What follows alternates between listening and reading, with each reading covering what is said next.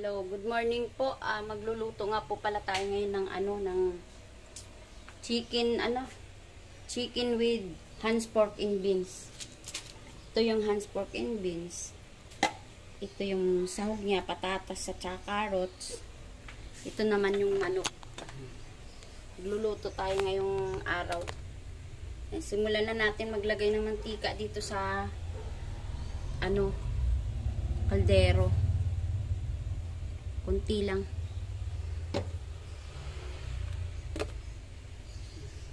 Initin lang natin.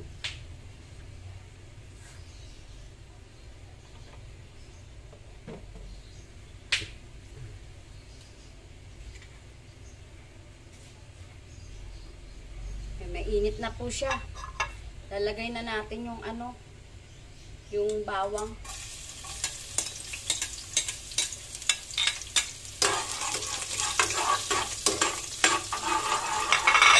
Hintayin lang natin mamula-mula. Mula-mula.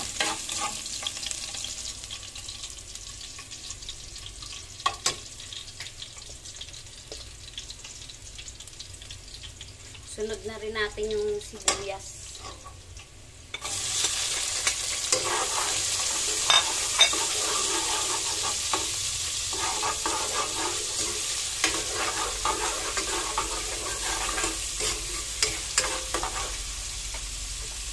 Minamadali ko na to kasi may pasok yung anak ko, gigising na ng flow. Ito, lagay na rin natin yung manok.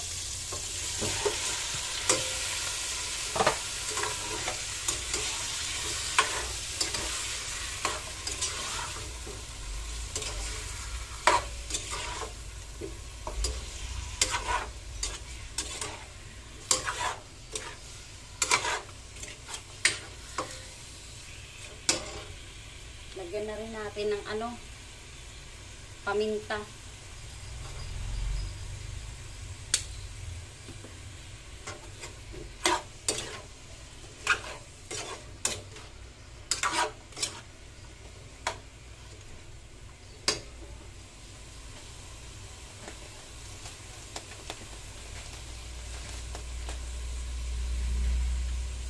Lagyan lang natin ng kunting patis. Ayan, patis. Kunti lang lalagay natin.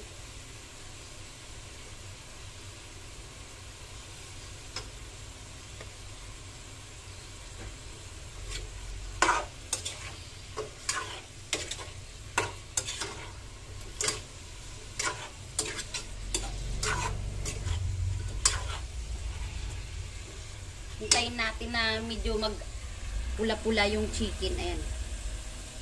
Hintayin lang natin.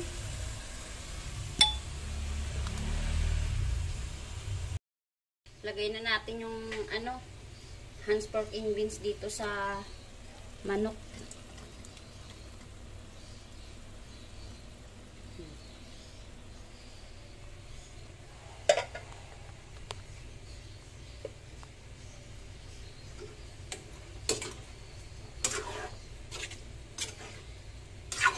Try nyo magluto nito, masarap ito, Hans pork and beans sa chicken, masarap to. Hahalo ko lang dito, patatas at saka carrots. Kasi, may apo kasi ako eh. Pakakain ko rin sa apo ko yan. Dapat ang hahalo ko dito, Baguio beans. Naisip ko patatas kasi yung apo ko kakain din ito. Kailangan namin yung patatas dun sa apo ko.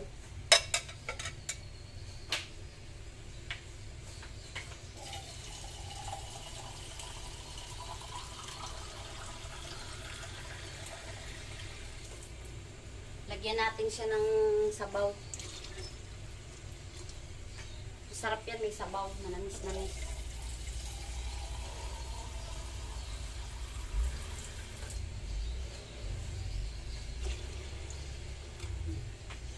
Okay na yan. Palambutin na lang natin yung manok.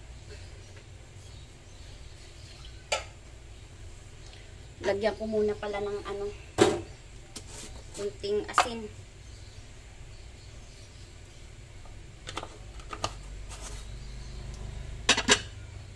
Tapos lagay ko na rin tong chicken cubes.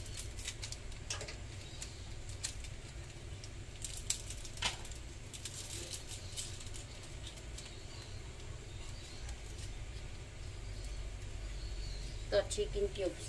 Lagay na natin.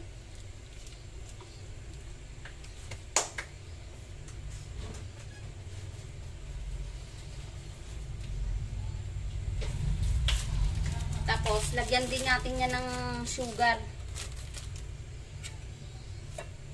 Konti lang. Ito, lagyan natin ng sugar, 2 tablespoon.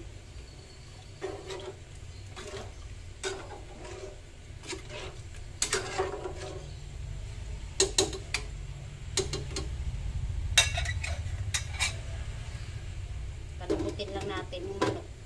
Tsaka natin ilagay yung patatas. And, gagawa nga pala ako ngayon ng insaladang labanos.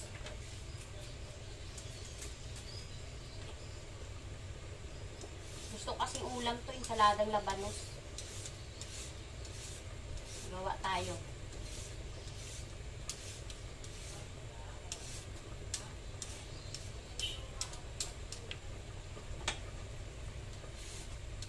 Mahal ng kilo ngayon ito. Mataas ang kilo ng labanos.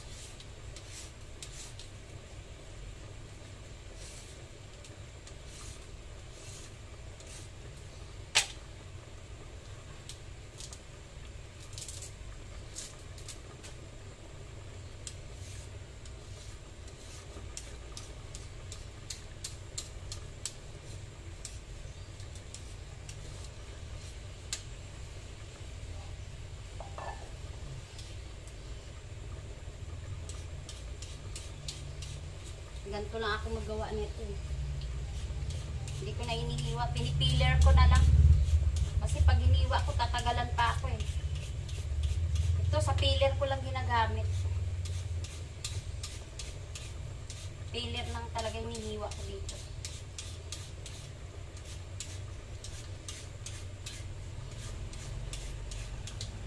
Yung anak ko, hindi kumakain ito.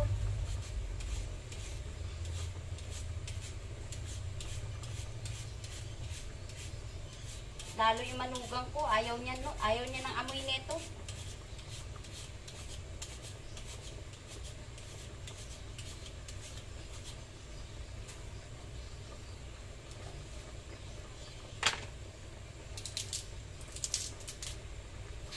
Ako, gustong-gusto ko to, paborito ko to. Kasi nagtatanim nanay ko nung araw nito eh.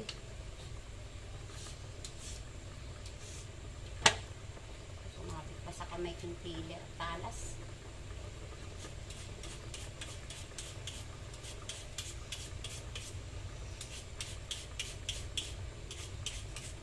Paborito ko talaga tong labanos na to, tas may piniritong isda ka.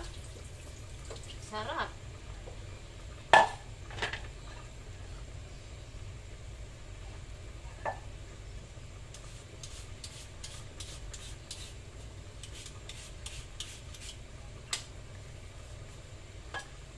Nadamay pa yung bracelet ko.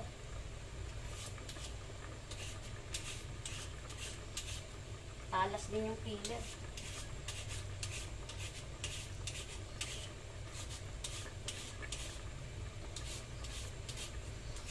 Aray ko pati kamay ko. Idaliri ko.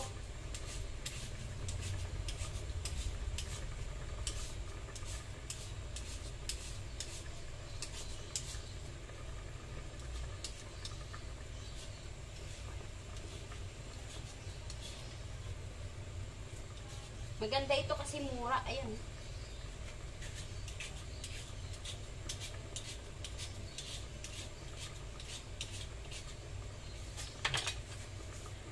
Lagyan na natin ng asin. Pipigain natin.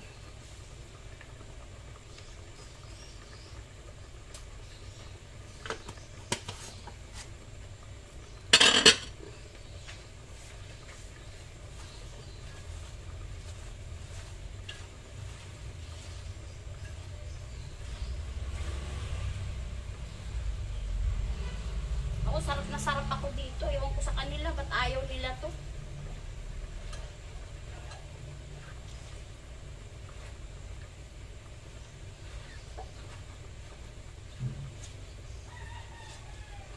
pigain natin kasi para mawala yung ano niya, yung katas.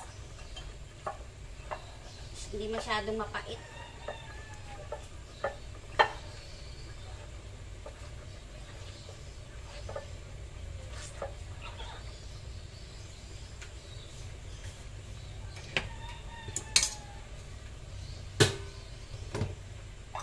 Palambutin lang natin yung manok.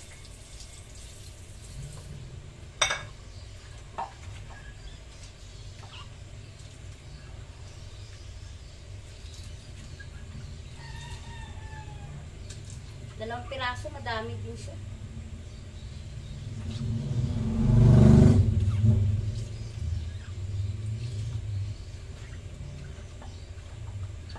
Magawa kasi ako nito konti-unti lang.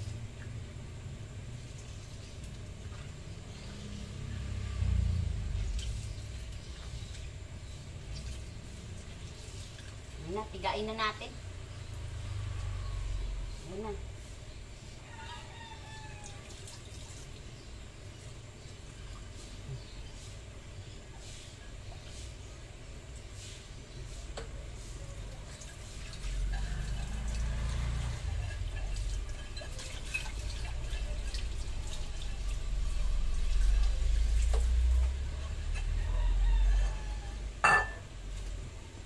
Dito ko na lang din siya anong gagawin. Ayan. Hindi ko na nga pala hugasan to.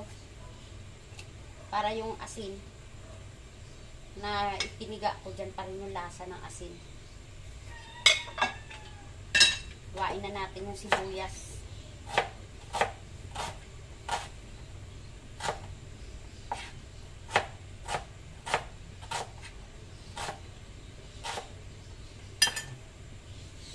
Natin.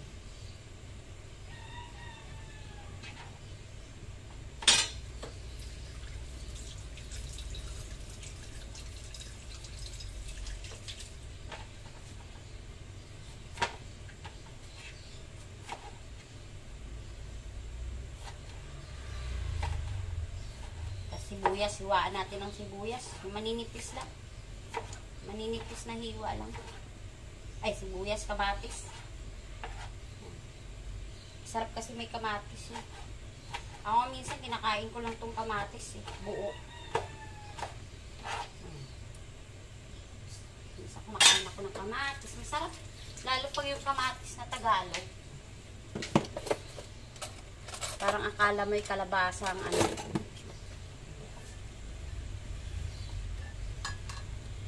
Lagyan na natin yan ng ano. Huwag muna natin lagyan ng asin. Kasi di ba piniga ko sa asin, hindi ko naman nugasan. Baka umalat. Lagyan na natin suka. Ito, suka. Lagyan ko muna pala sukal.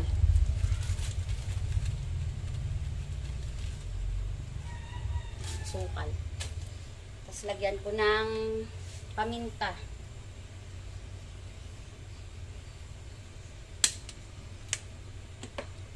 Nakakabahin yung paminta.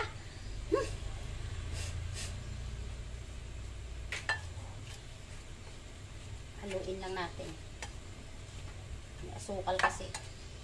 Tapos, lagyan na natin ng suka. Kunting suka lang. Dahil magtutubig pa naman yung labanos na yan kahit piniga mo yan.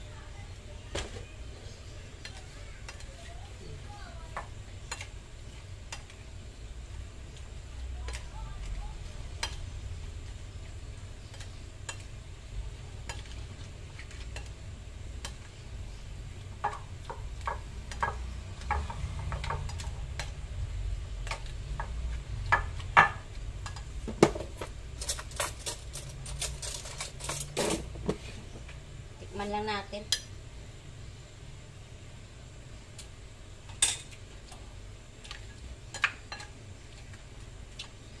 Lagyan natin konting asukal. Medyo maasim yung suka kaysa sa asukal.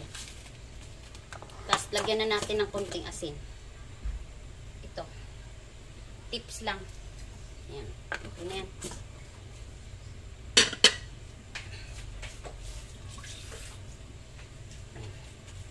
Goods na to.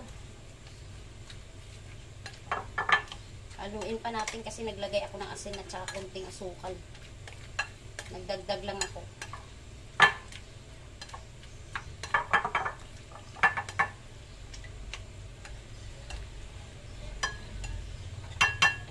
Try ulit natin. Okay na.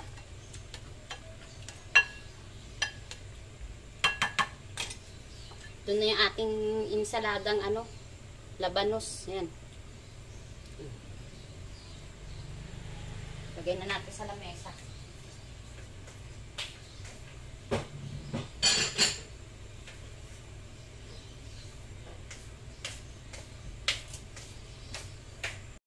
May natira ko isang pipino. Ihalo ko na lang doon sa insaladang labanos. Kasi sayang masisira ito.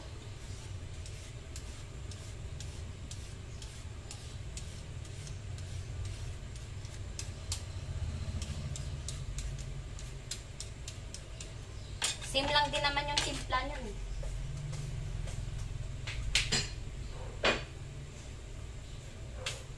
Same lang din naman yung timpla nyo. Kaya halo na lang natin. Sayang ito.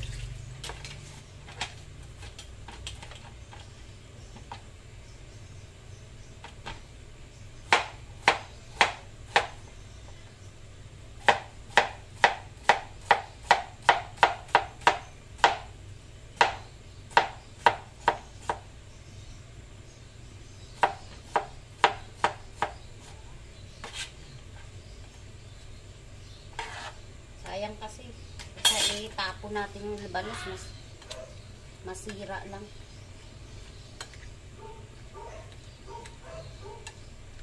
Halo natin yan.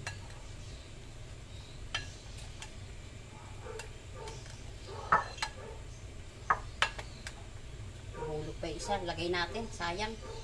Malinis naman yung ating lababo.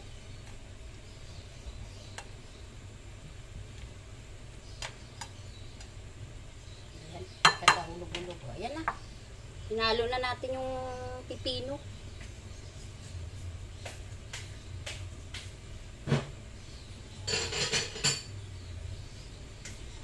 Ay. Ito, linisin muna natin lababo hanggang tinintay natin yung manok na maluto.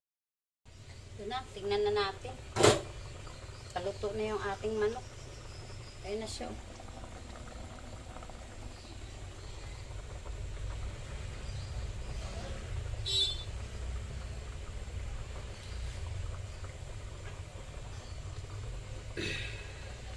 Lagay na natin yung patatas at saka carrots.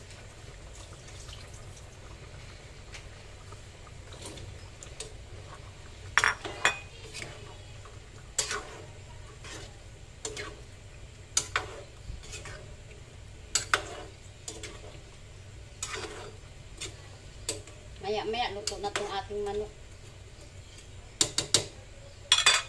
Takpan lang natin para maluto yung patatas at saka carrots. Ayan na, luto na yung ating patatas at saka carrots. Tikman na natin ngayon yung ating luto.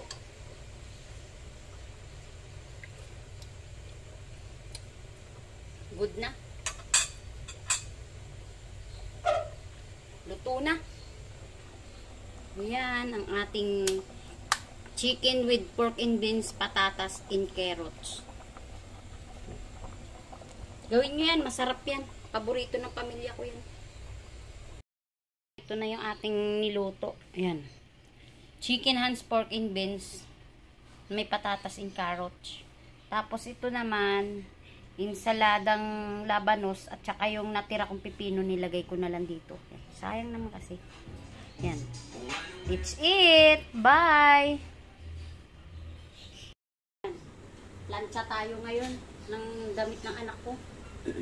Civilian kasi sila ngayon, hindi sila naka-uniform.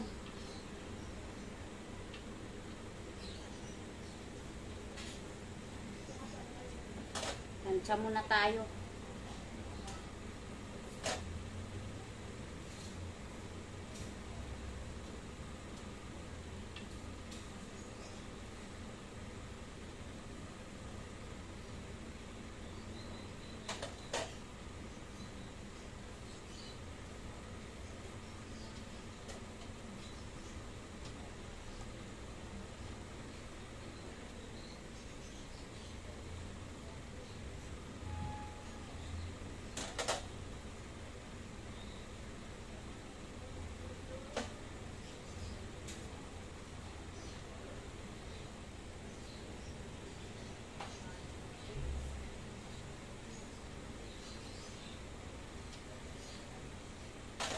Hirap naman kasi isuot sa school tapos gusot-gusot para kang hinabol ng plantsahan nito.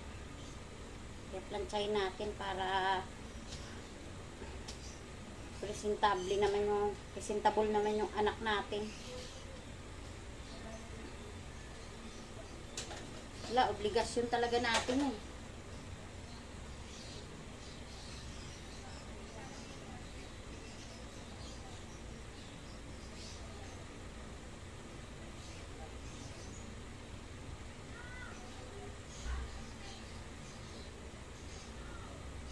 Kaya, yung mga anak natin, kahit may asawa na,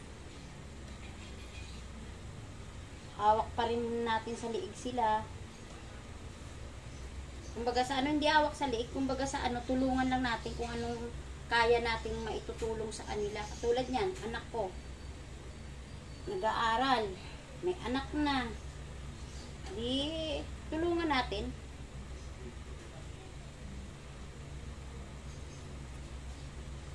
Para ano, wala na tayong magagawa. Nandiyan na yan eh. At least, basta yung pag-aaral niya, hindi niya nakakalimutan.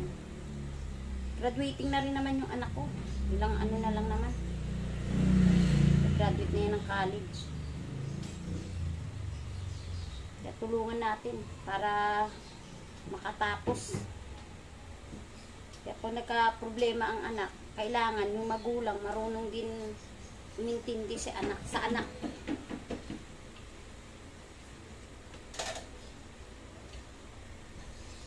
Porket nagka-problema yung anak, magagalit din tayo, wala tayong magagawa niyan. Respetuhan na lang. Respetuhan na lang sa buhay. Diyan na yan, di na maibabalik. Basta mahalaga, mag-aral, magtapos. Mag-aaral. Kung mahirap pag walang tinapos. So, pantalon na lang.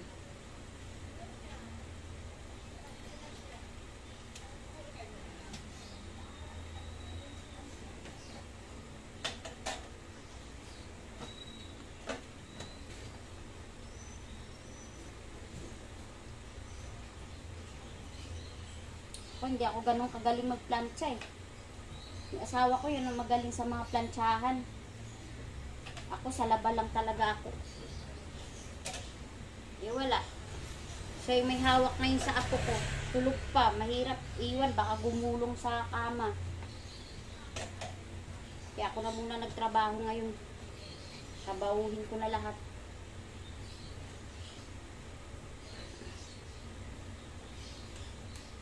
Hati lang kami ng trabaho. Pag wala naman pasok yung anak ko, siya naman nagbabantay sa kapihan. Sa kapihan niya.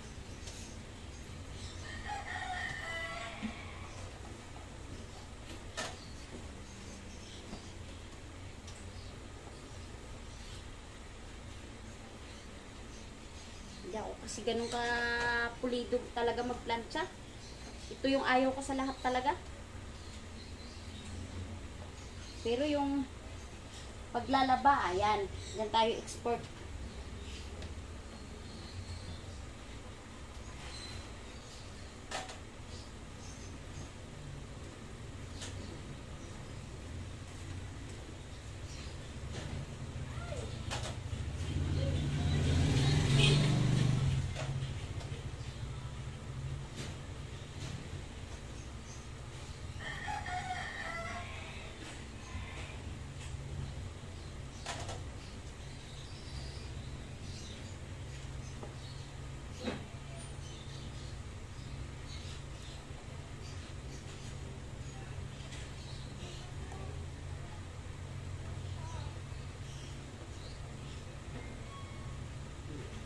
Okay na. Pus na. Pus na siya.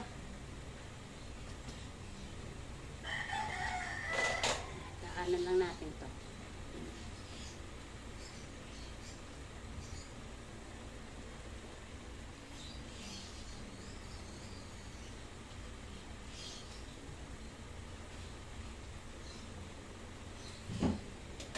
Okay na. Goods na yung plancha natin. Off na natin to. Hanggang ngayon na lang naman yung pasok niya. Friday wala siyang pasok. Saturday, Sunday, yun ang pasok niya. Depende sa schedule ng ano nila.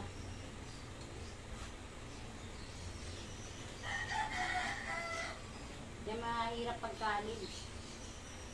Kailangan puntahan natin yung anak natin. Yung anak ko, pag nag-aaral, pag uwi niyan, may mga assignment yan. Hindi ko na iniisorbo. Sige lang.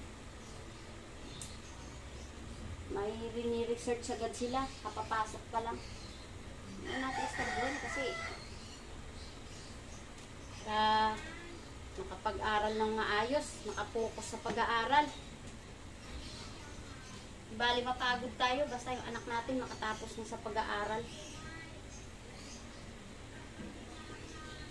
Ligasyon natin yan. Tapos na tayo.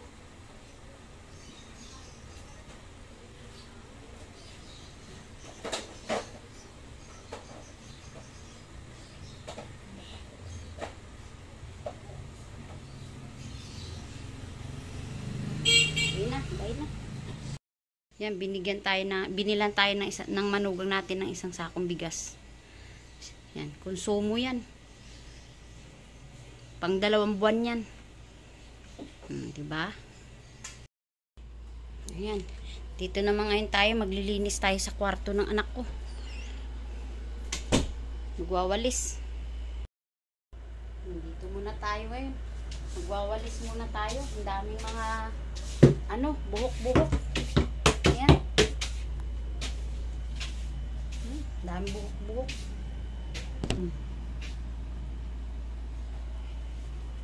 Ito, magwawalis tayo. Kailangan nating linisan.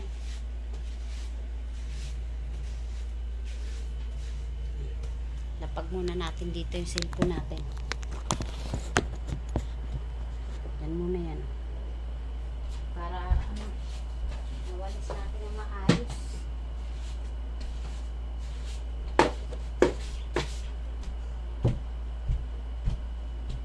Dami kasi mga lagas na buhok.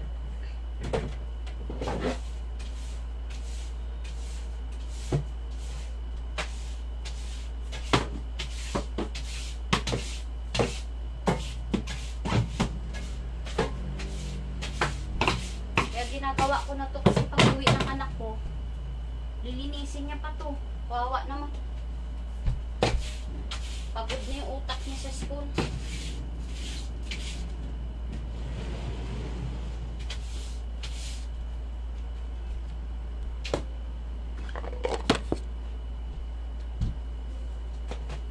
Kasi hindi ko binibigyan masyado ng obligasyon yung anak ko eh. Dahil mapapagod din yan pagdating ng panahon. Pag sila naman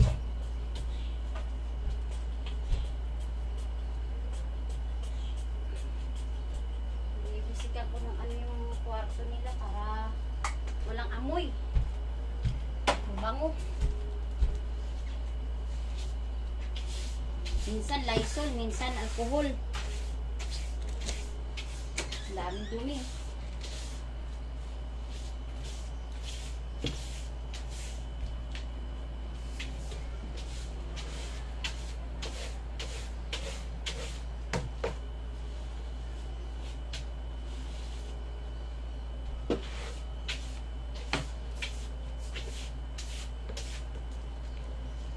Kasi hanggat kaya ko gagawin ko yan. Basta malakas lang ang pangangatawan ko, wala akong nararamdaman ng sakit. Hindi ko susukuan yung trabaho ko.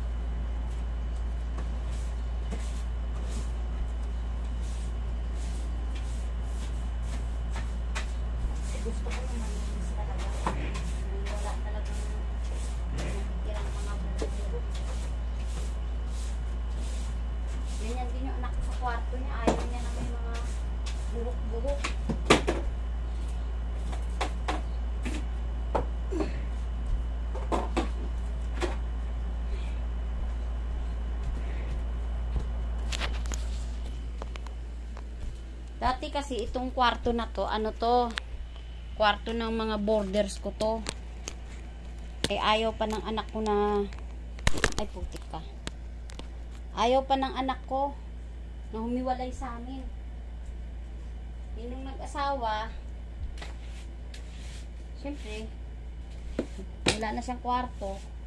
Humiwalay sa amin yung anak ko. Natutulog sa tabi namin yan. Buntis na yan. Nung malapit na lumabas yung anak niya, saka lumipat niyan dito sa kabilang kwarto. Ayaw niyang hindi kami katabi sa pagtulog. Nung lumipat nga dito yan, umiiyak.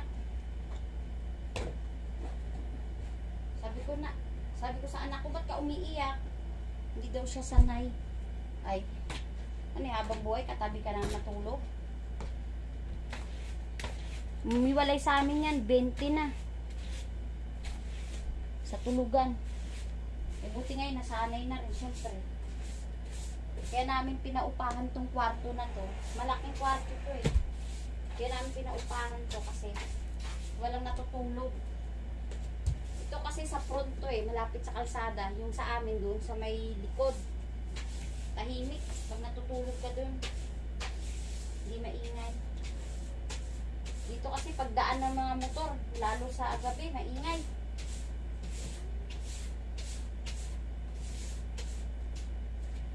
Ayaw naman ng anak ko doon sa likod. Kasi nalulungkot daw siya doon. Masyadong tahimik.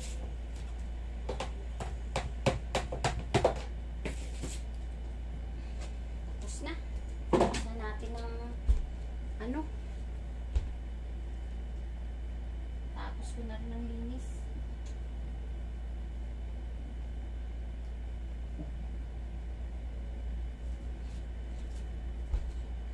Kasi binibisikan ko ng mga ano yung mga sulok-sulok.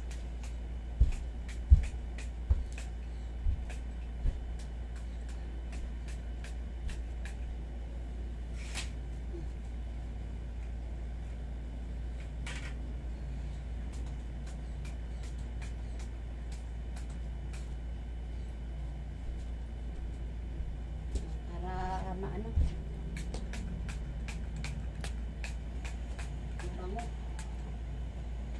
Kahit kwarto ng anak yan, talagang nililinis ko yan. Parang katulad din ng kwarto namin. Ayan, tapos na tayo maglinis. Ayan. Alaga niya kasi itong kwarto niya, ayaw niya ng madumi. Kaya ako, inaalagaan ko na rin kasi ako ayaw ko din madumi ang bahay. Ayan. Ay, yung mga damit nila. Oh. Yung iba nasa kabilang kwarto.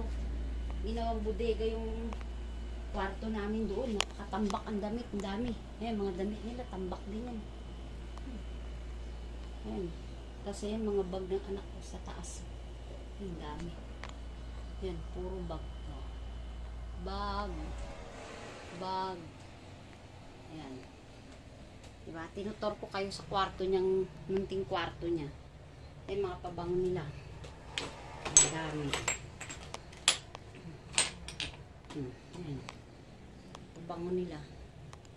Hilig sila sa pabango.